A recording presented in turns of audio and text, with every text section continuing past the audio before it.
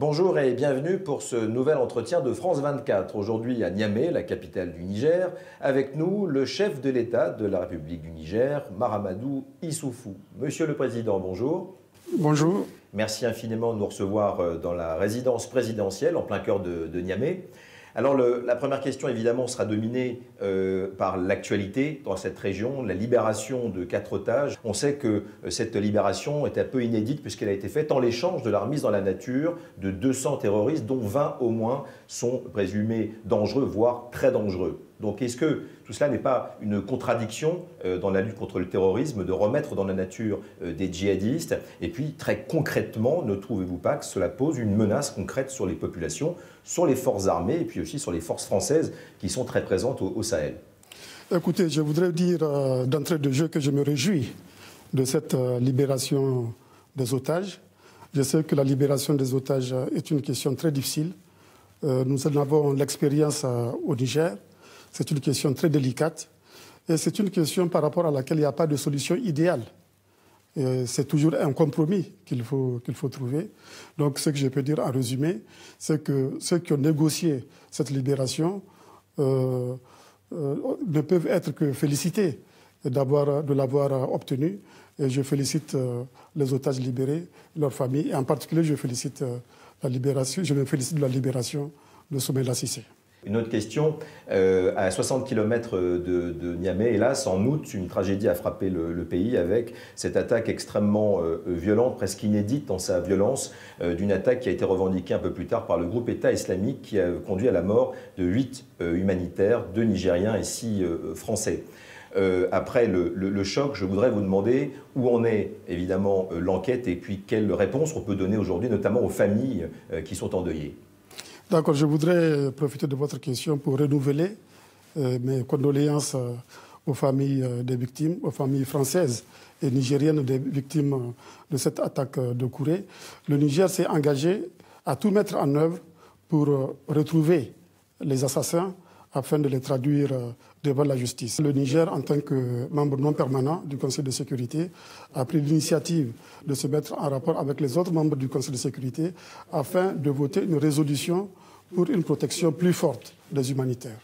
Et concrètement, ça veut dire quoi? Il y aura plus de protection, mais il y aura aussi plus de sanctions contre ceux qui assassinent les humanitaires. Une autre question qui domine évidemment l'actualité, à part le terrorisme, cette pandémie inédite dans sa mesure, qui frappe le monde, la pandémie de Covid-19 bien évidemment. Alors il y a quelques mois, au début de la pandémie, à l'heure où l'Europe se confinait, on pensait à une apocalypse en Afrique avec des chiffres ahurissants. Nous voyons au Niger, il n'y a pas beaucoup de Covid, les services de Covid sont totalement vides, il y a peu ou plus de cas. Alors qu'est-ce qui s'est passé, Monsieur le Président? C'est un miracle? Au plan humanitaire, l'Afrique, vous venez de le dire, a fait preuve d'une grande résilience. Il y en a qui expliquent cette résilience du fait du climat, d'autres pensent que c'est parce que l'Afrique est marginalisée par rapport à la mondialisation, et d'autres enfin pensent que c'est la jeunesse de la population africaine et peut-être l'expérience que nous avons de la gestion des pandémies qui est à la base de cette résilience. Mais en tout cas, pour le cas du Niger, je pense que la jeunesse de notre population et notre expérience dans la gestion de la pandémie ont dû jouer comme facteur favorable, renforçant la résilience. Et bien sûr, nous avons eu à prendre des mesures très fortes. On a anticipé, on a décrété l'état d'urgence sanitaire dans le pays, on a pris des mesures de fermeture des frontières terrestres, aériennes, on a fermé les lieux de culte, etc., etc. Mais ici, ce qui a vraiment joué, c'est ma conviction, c'est le système de santé nigérien. Malgré ses insuffisances, avec l'expérience qu'on a de la gestion des pandémies, on a obtenu d'excellents résultats. On a très peu de cas actifs. On a eu des morts, mais très peu de morts comparativement à d'autres pays.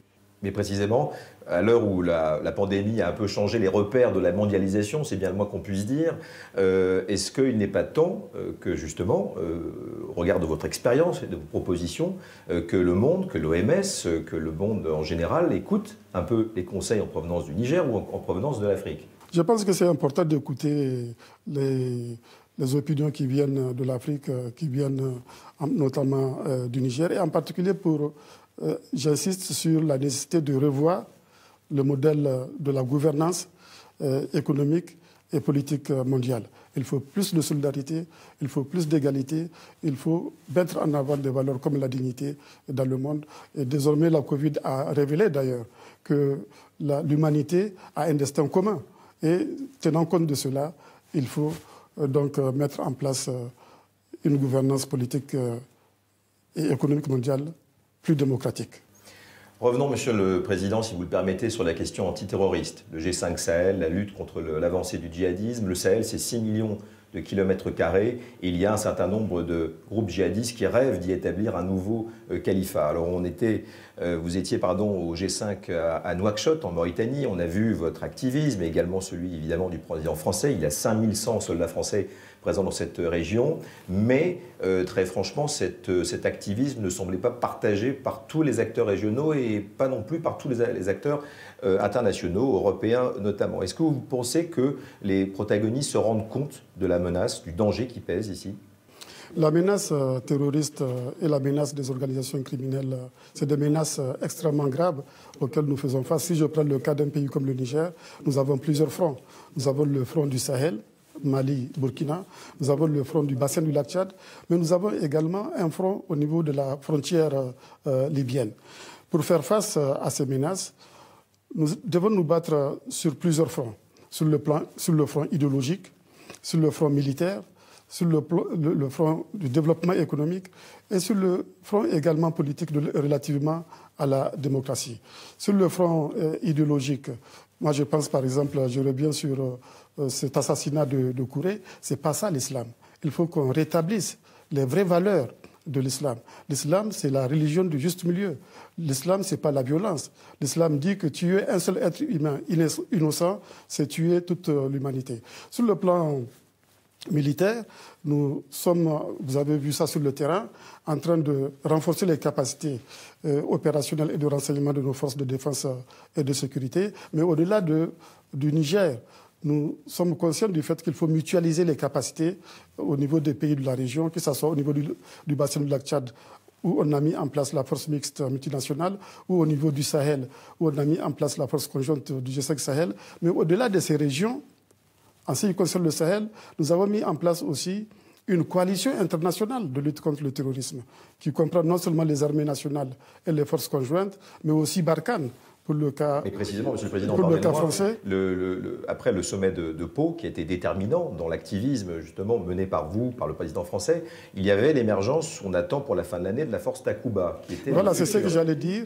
Il y a Barkhane, il y a la force Takuba qui fera partie de cette coalition de lutte contre le terrorisme au Sahel. Il y aura aussi un contingent de l'Union africaine. Un contingent de l'Union africaine. On a le sentiment que les Européens piétinent un peu, puisqu'on était à 500, aujourd'hui on est à 60. Non, les Européens piétinent parce qu'il y a eu la Covid qui est passée par là.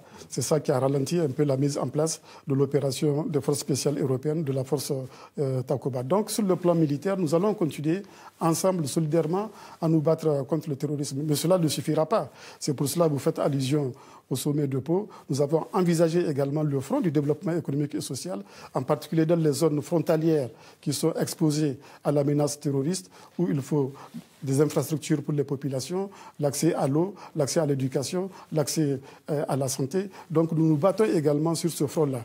Parlons politique, il y a une échéance électorale proche. Il n'y a pas au Niger, on le sait maintenant, la tentation du troisième mandat, pas ici en tout cas. Quel est votre bilan ? Depuis 10 ans, j'ai essayé d'assurer la sécurité des Nigériens, c'est ce que j'ai promis. J'ai essayé de renforcer les institutions démocratiques. C'est également un des axes du programme de Renaissance. La preuve, vous venez de le dire, je ne me présente pas à un troisième mandat parce que j'estime que ça fait partie des promesses que j'ai faites au peuple nigérien. Très rapidement, les élections seront transparentes ? Les élections au Niger seront libres et transparentes. Parce que ça fait partie des promesses que j'ai faites au peuple nigérien d'avoir des institutions démocratiques fortes. Je vous confirme que je ne vais pas briguer un troisième mandat. Je sais qu'il y a d'autres pays africains où il y a des troisièmes mandats, mais j'ai toujours dit que chaque pays est un cas particulier. Chaque pays a ses particularités. Ceci étant dit, donc, si je n'apprécie pas ces cas particuliers, mais je peux donner une appréciation sur la tendance générale en Afrique. La tendance générale en Afrique est à la limitation des mandats, parce que les peuples veulent la limitation des mandats, parce que les peuples veulent la respiration démocratique. Et la respiration démocratique, c'est non seulement des élections transparentes, mais c'est aussi l'alternance. Et pour que cela soit possible, il faut des institutions démocratiques fortes qui permettront, qui peuvent fonctionner, quel que soit celui que le peuple aura choisi pour les diriger. Sur un plan plus régional, et ce sera ma dernière question, Monsieur le Président, il y a la zone de libre-échange. Est-ce que ce rêve va se réaliser? Ce rêve va se réaliser et tout ce que nous faisons au Niger, nous le faisons en alignement avec les objectifs d'intégration régionale et continentale. À l'échelle du continent, nous sommes engagés dans la mise en œuvre de l'agenda 2063 où il y a plusieurs plans et projets. Parmi ces plans et projets, il y a la zone de libre-échange continental que mes collègues chefs d'État m'ont fait l'honneur de me confier et sur laquelle j'ai travaillé et dont le lancement a eu lieu ici à Niamey le 7 juillet 2019, comme vous le savez. Et les transactions dans le cadre de cette zone vont commencer, plaise à Dieu, en janvier 2021. Plaise à Dieu. Monsieur le Président, je vous remercie. C'est la fin de cet entretien de France 24 à Niamey, au Niger. Merci de l'avoir suivi. Nos programmes continuent en français, en anglais, en arabe et en espagnol. Merci et à bientôt.